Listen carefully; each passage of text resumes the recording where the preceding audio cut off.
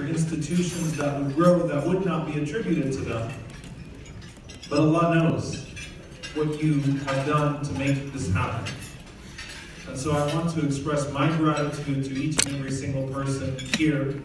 The Prophet ﷺ mentioned a person who has gray hairs that they earned in faith and in the pursuit of this cause.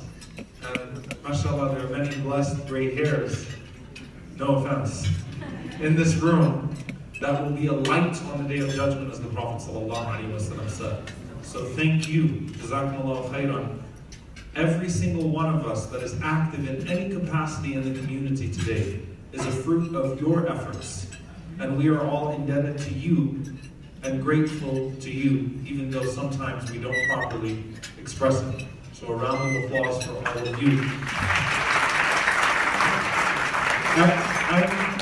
I'm like, and maybe it's because my kids are starting to get older and I see myself soon becoming, reaching uncle status, even though I'm an 80s baby, but I never appreciate or like the uncle bashing or the auntie bashing in the community. We are who we are because of our elders, and everything that we do is only because of their efforts and because of their sacrifices and the footsteps that they have put ahead of us that we could walk in. So yes, mistakes are made. Yes, just like uncles in a family, sometimes there's a disconnect, and a cultural disconnect, and sometimes our jokes don't really make sense to each other. And there is awkwardness sometimes in trying to communicate across generations, but at the end of the day, it is only because of their efforts. And the Prophet ﷺ mentioned, the most blessed of names to Allah subhanahu wa ta'ala, most truthful of names, are al-Harith and al-Hammam, the one who plows the field and the one who grows the crops. I recognize that as we stand here today, there are many old friends in this group, and I loved what you said, Imam, about how you guys came out of a tafsir circle. So you brought the Quran to life with the development of this organization. I'm going to be very straight up with you. Imam Siraj Wahaj walked up to me in October at an Ignorant Relief fundraiser in Southern California and said, give me a date. I was not going to say no to Imam Siraj Wahaj. He has too much of a right over me as someone who was mentored by him and who benefited from his work and the work of all of you for me to say no to him. And I said, okay, Sheikh, well, let me get back to you. He said, no. Open your phone and give me a date right now. So I gave him the date, and I didn't really think much of it, because when Imam Siraj says, Sam'an wa ta'at, we hear and we obey, I didn't think much about it after that. Then I had the pleasure of speaking to Sheikh Ahmed about the specifics of this program that we have today. I want to reflect for a moment as we just passed Martin Luther King Day. We had the opportunity in Dallas, Texas to host a very famous clergyman by the name of Reverend William Barber, who became known to many people at the Democratic National Convention and who is leading the Poor People's Campaign in light of what Dr. Martin Luther King envisioned but did not live to see, that campaign against poverty. And subhanAllah, I remember for 5 days as he toured Dallas and listening to many different people speak about Martin Luther King, no one mentioned his wife in any of those 5 days, Coretta Scott King. And I looked at this image, and I stared at this image for a while, and it's one of my favorite images from the Civil Rights Movement. It's an image of Dr. Betty Shabazz, may Allah have mercy on her, the wife of Al-Hajj Malik Shabazz, Malcolm X, may Allah have mercy on him. This is Dr. Betty, it's Dr. Coretta Scott, and it's Marilee Evers, all together in one photo. And I thought, and I think to myself when I look at that photo, how much greatness is in that photo that doesn't get recognition, that doesn't get spoken about. How many awards should they have received? But instead, their mentions are often forgotten. It's a reality of how we function as a society that there's often a face, and we don't pay attention to who nurtured that person's growth and that person's evolution, and those that continue to sustain them as they move forward in noble causes. Because it's not just the people that made you, it's the people that continue to hold you up as you're able to do work, as you're able to progress forward. And when we talk about great people, we often forget great organizations and institutions and environments that nurture those people. And we have a problem as a community. We're nostalgic. We keep on waiting for another Muhammad Ali.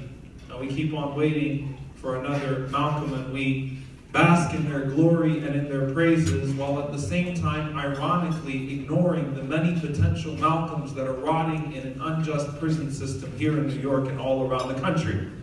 So we celebrate them. We celebrate the mention of Malcolm, and we glorify Malcolm on our stages, but we're not actually out there looking for other people that are forgotten Malcolms, potential Malcolms as well. We celebrate Muhammad Ali, who shook up the world and who stood in front of cameras and stood in front of foes and friends, and before the sanitization of Muhammad Ali, because we sanitize all of our figures, great figures when they die. They say the greatest way to kill a revolutionary is to build them a statue, to build them a monument.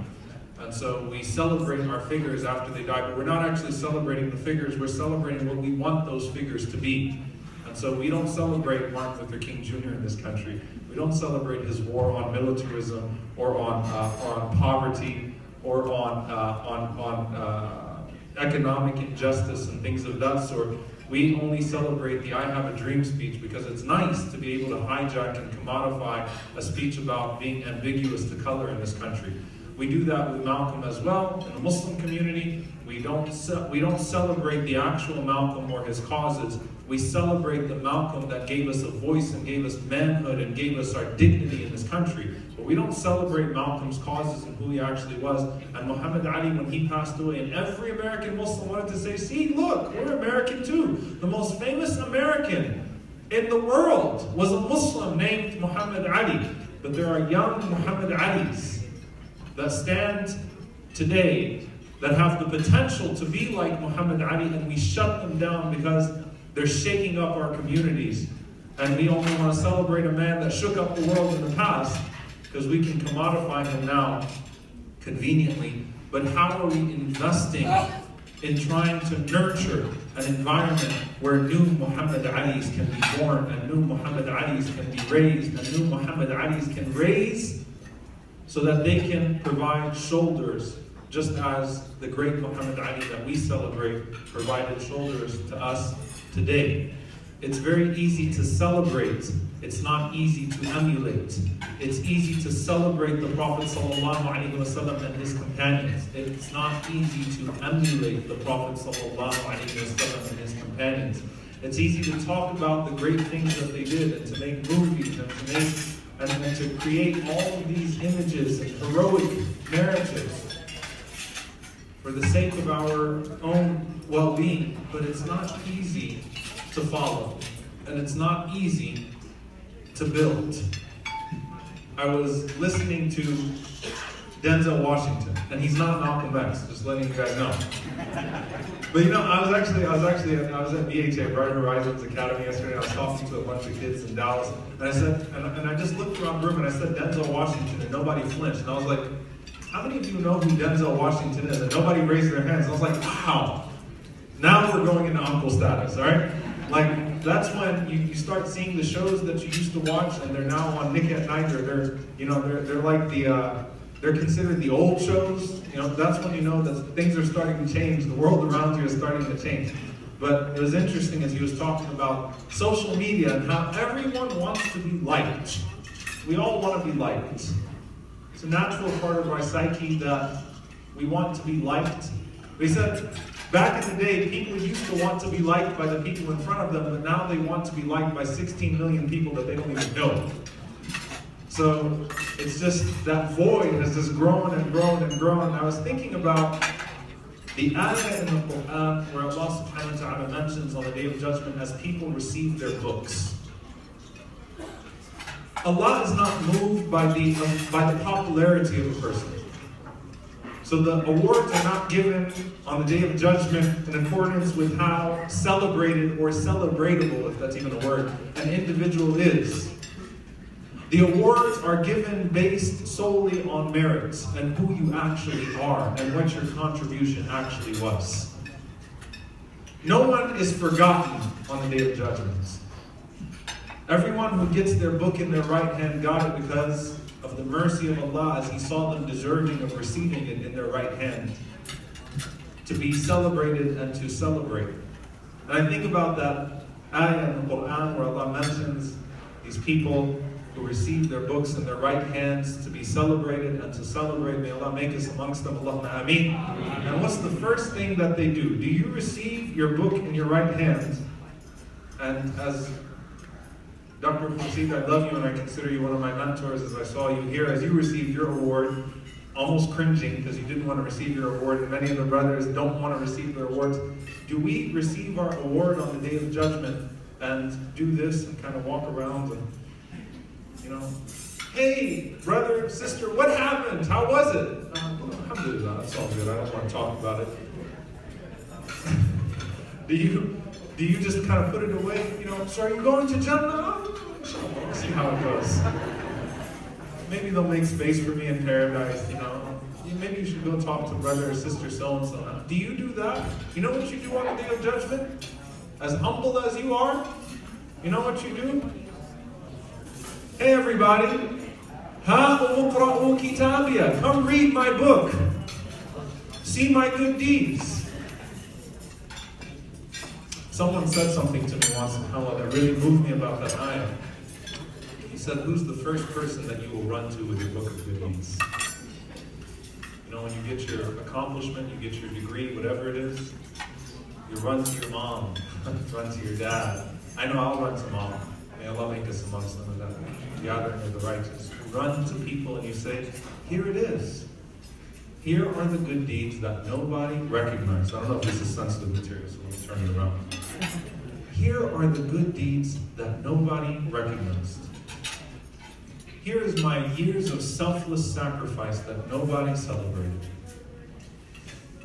Here is that time that I fed that homeless person where no one was looking. Here's that time that I took that sister or brother in when no one was looking. Here's that time that I invested in someone that everyone else had given hope in. Here's that time that I passed that anonymous donation. Here's that time that I sponsored this or I sponsored that. Here's that time that I provided warmth to a freezing refugee. Here is that time. Here is my prayer. Here are my night prayers that nobody would see me do. Here is all of those secret fasting and secret charity. Here is the goodness that I showed to my family that might not have been returned to me and was not deemed award worthy or celebration worthy, but is the greatest thing that you could do in this world after faith. Here it all is.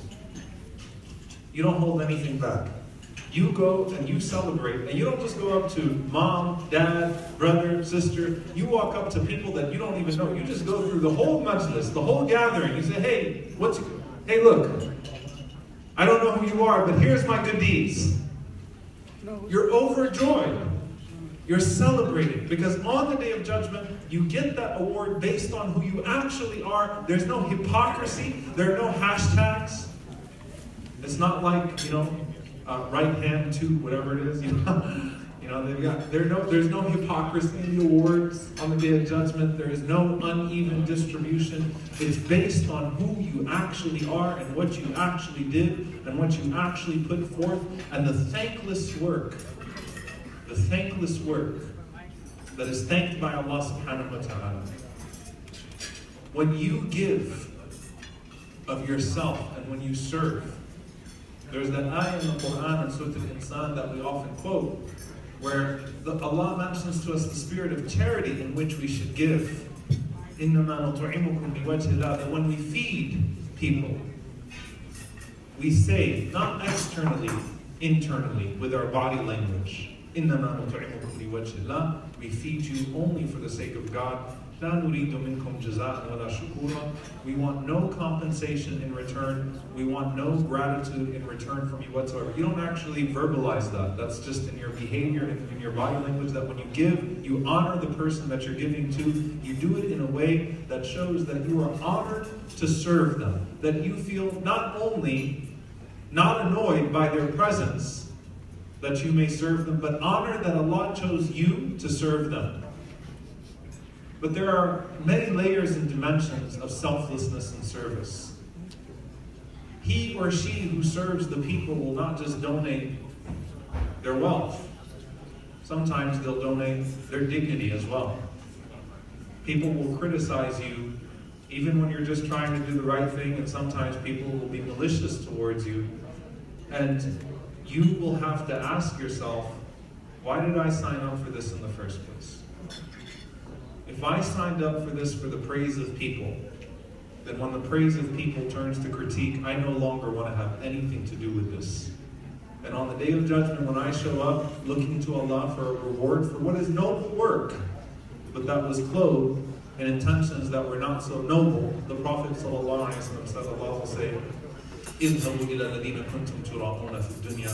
Go run to those that you used to work for in that world, in that temporary life.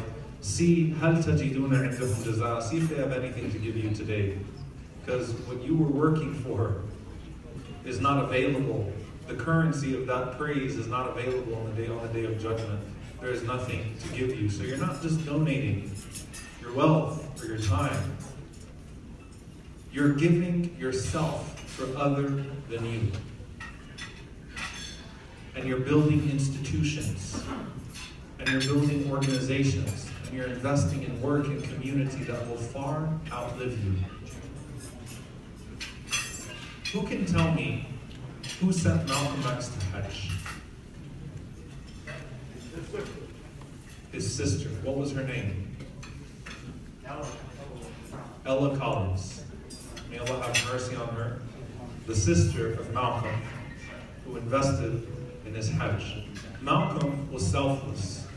Malcolm knew that he would die in his 30s. Malcolm was well aware that what he had taken on, that he was putting his life on the line. And Malcolm was fearless and courageous, truly a warrior of truth.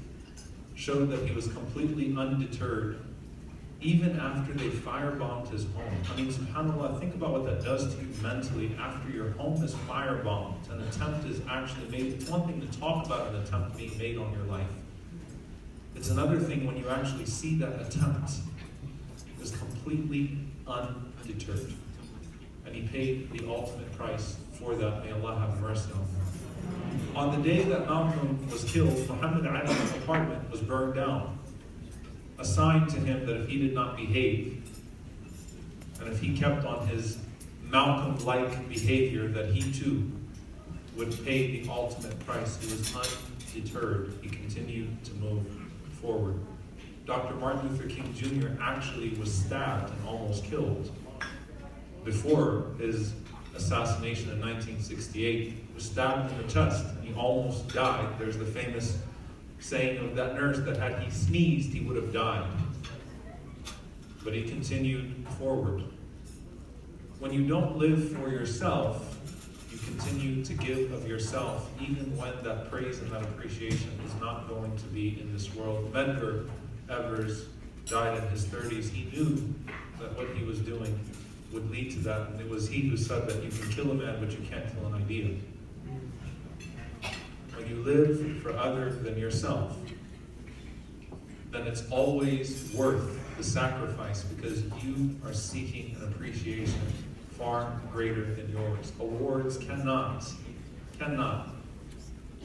properly compensate you for that which you have done, and there are people that were awarded tonight that deserve a much higher award with their Lord, and there are people that were not awarded tonight that are just as deserving of an award, and those who received awards would be the first ones to tell you that there are others in this room that were as deserving, or maybe even more deserving than them, but they don't always get the recognition. It's selflessness, dear brothers and sisters. Connecting ourselves to causes greater than ourselves. Once you are able to do that, then it's easy. It's easy to work undeterred. Undeterred. And we are only enriched by our work together.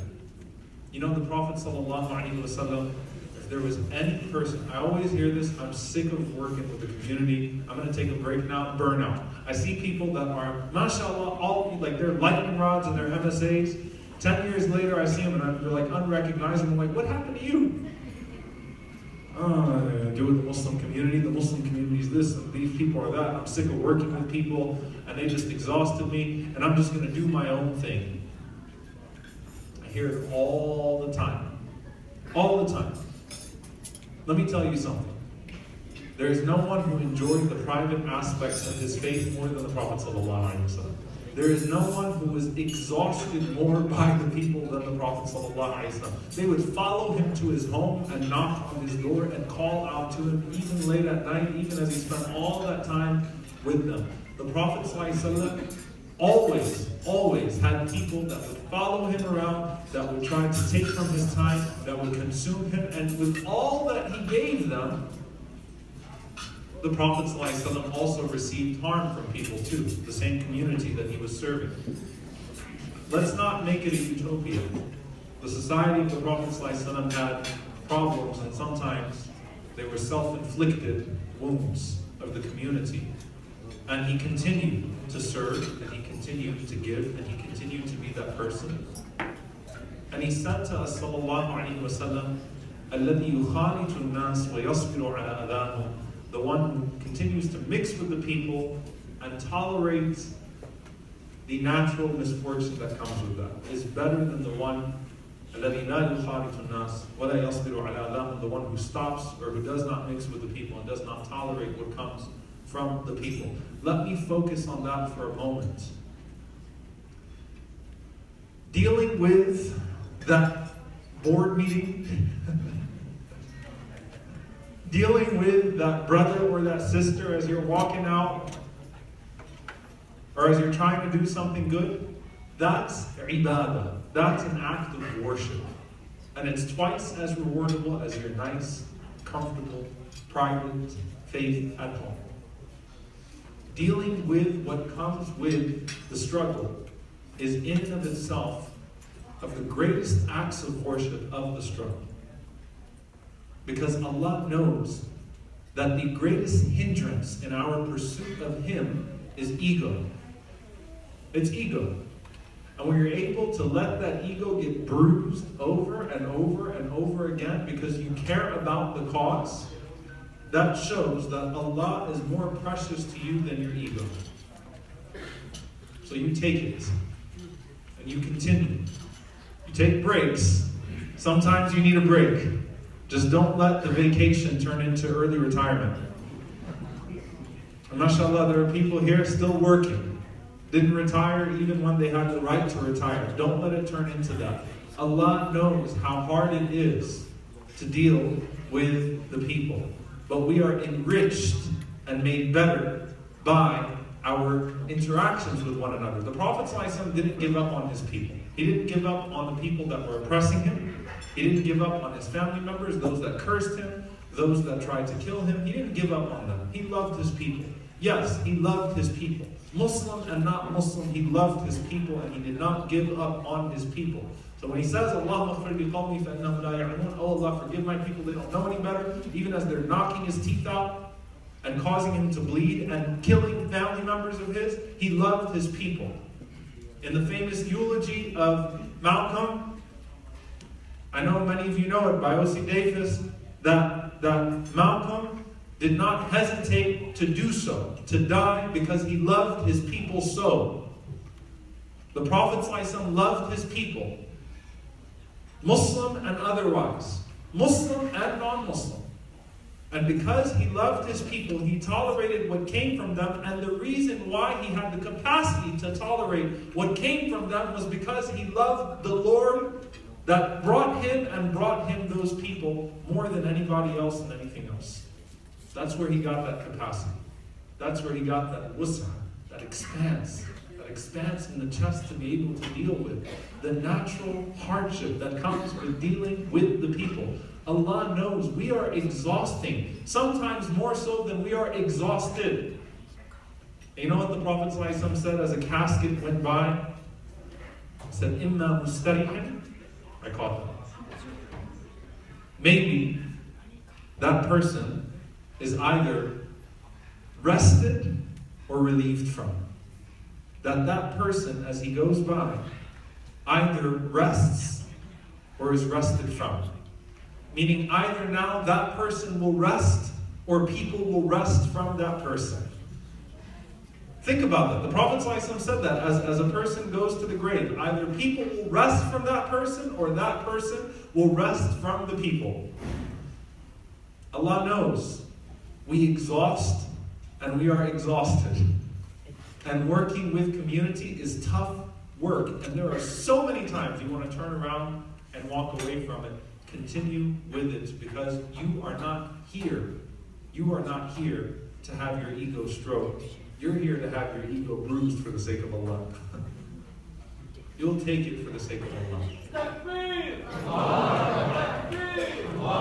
Now let me just be clear, that doesn't give anyone a pass on being a jerk, alright? That just means that naturally it gets tough sometimes. And we're going to have to deal with certain things in that pursuit and in that work. And we should tolerate that and have that expense for the sake of Allah subhanahu wa ta'ala, because we work for a greater cause. And we know that what we are working for is worth it. And you know, as I was listening to you yesterday, I was attending a khutbah. I know that sounds like crazy to a lot of people, but interestingly enough, the title of the khutbah was about the art of listening. Sheikh Yasir Rajas, we always talk about the art of speaking. This was the art of listening. Okay?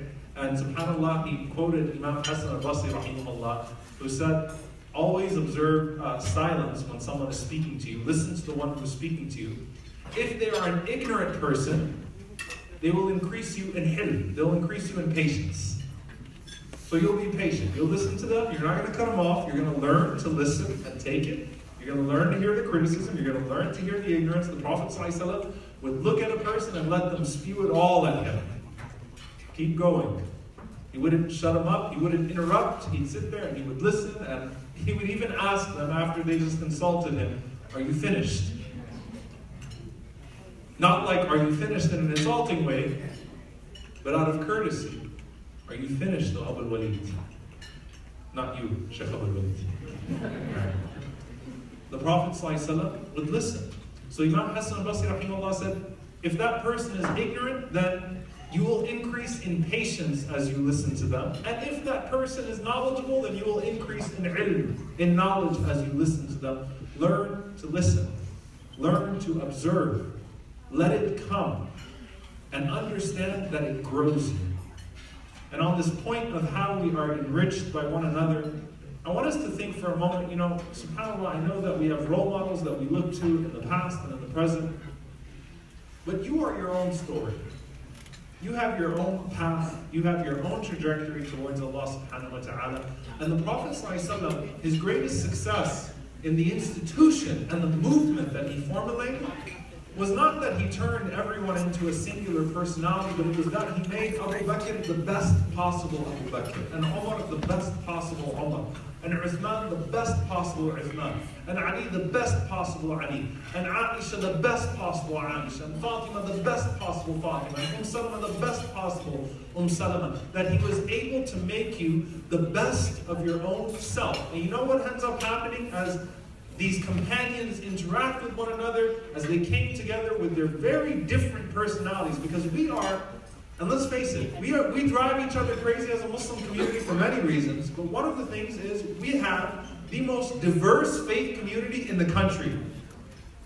We have the most diverse, statistically, the most diverse faith community in a country. Now that looks really pretty when you take a picture. But Allah knows how difficult that gets when you actually have to negotiate tensions. But we're enriched by it. We're not hindered by it, or rather we should not be hindered by it, but instead we should be enriched by it. And I give you this example of Abu Bakr and Omar. Abu Bakr and Omar, the right hand and the left hand of the Prophet ﷺ, were very different people. Different experiences, different personalities. You know, they had different triggers.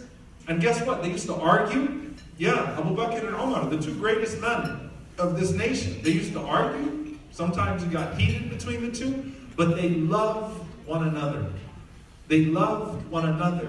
And eventually, as they grew together, they trusted one another. You know, when you love someone so much, and you work with someone so much, eventually you get to a point where you can trust that person. And that person can trust you.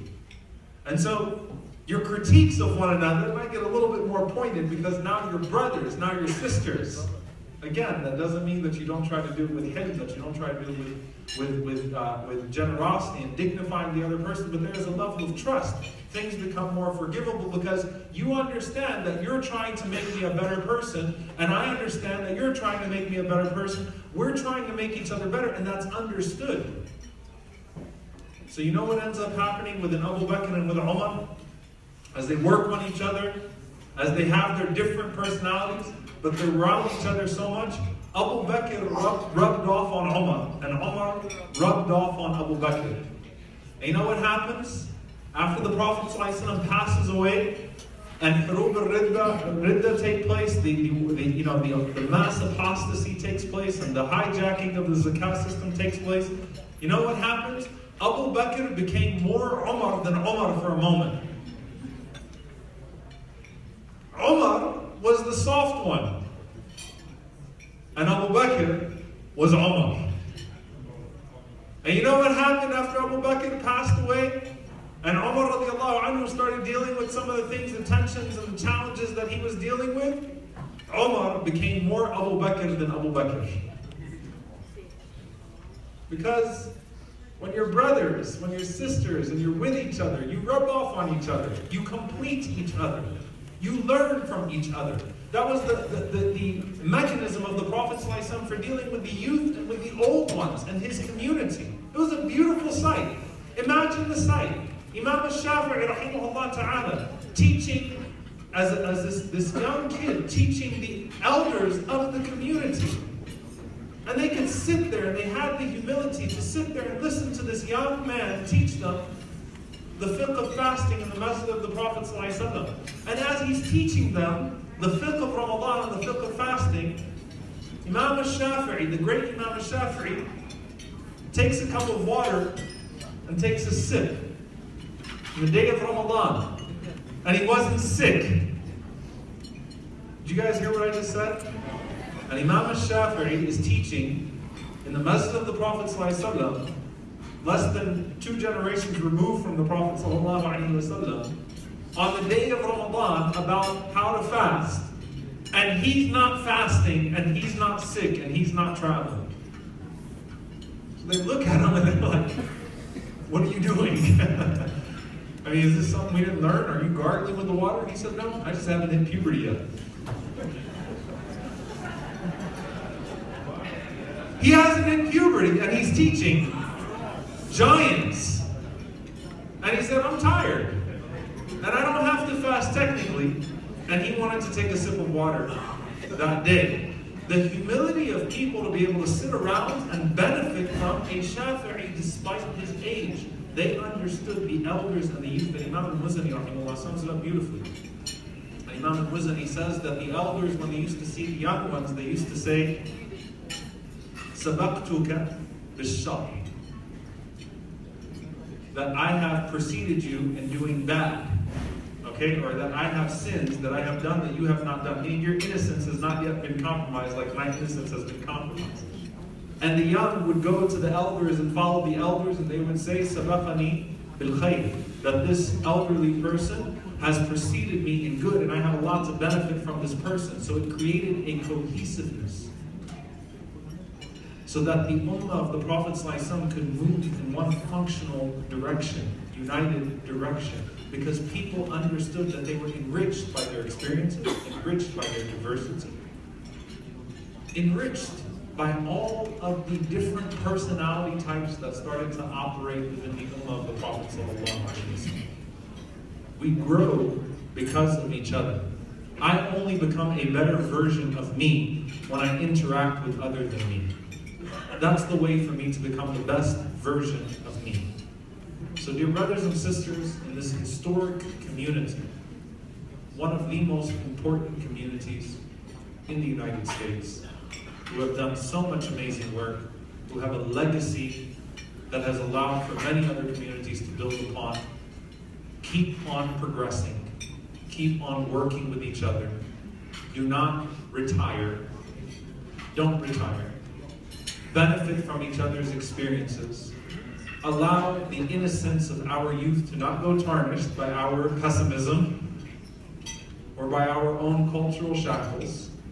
And young people benefit from the experiences and the good work and the selfless service of our elders for all of these generations. Let us be enriched by our different cultures so that when we all come to the table with our peculiarness and our cultural awkwardness, that we benefit the table that we are sitting upon and that we benefit the community that we are a part of. I thank you all for allowing me to be a part of this blessed evening of yours. I ask Allah to bless those who behind the scenes have done so much to put this dinner together, to put this community together. Those who will not be thanked in this world, may Allah thank them in infinite ways on the Day of Judgment. And those who have not been thanked enough in this world, may Allah subhanahu wa ta'ala compensate them on the Day of Judgment. And those who have failed to thank those who have done so much for them, may Allah subhanahu wa ta'ala instill gratitude within them. For verily those who are not thankful to the people are not thankful to Allah. Jazakumullahu khairan. Wassalamu alaikum wa rahmatullahi wa barakatuh.